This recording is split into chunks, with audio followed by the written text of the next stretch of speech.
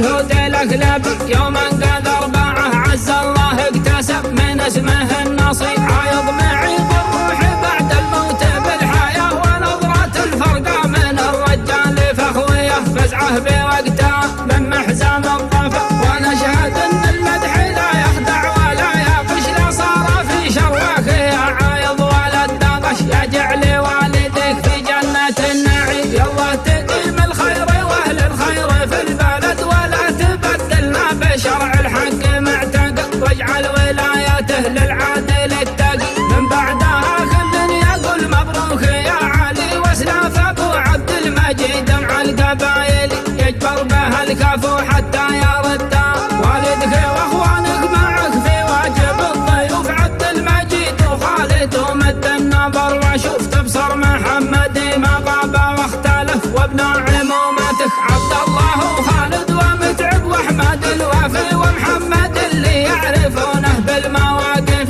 والخال والدي في واجب الولد وخولتك وصلوا مع الوقت المحتى مع احمد وعبد الله وابراهيم ونعمه وقاسي العدا ومصابح الحجه وان جيت للناس يا جعل عمك في جنان الخلد معتلي لا قلت ابو بندر فهو حسان بن علي بالخير يذكر حي وميت ويقول ابو عبد المجيد الوقت من ذهب فاعداد ما تسكر رياح الله وماته حي الله الضيوف خدمه ونالا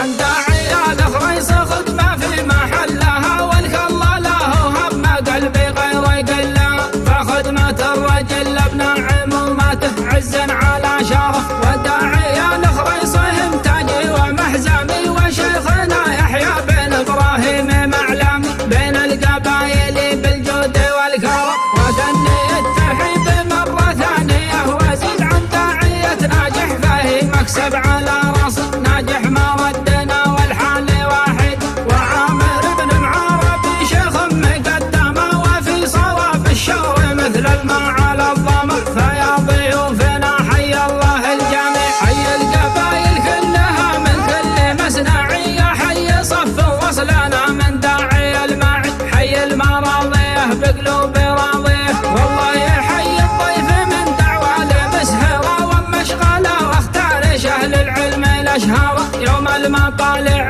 ومداهم العدا حي الله الصبيحي حي الله بني هلال حيان موسى في المقادم اضرب المثل وحي ملة صف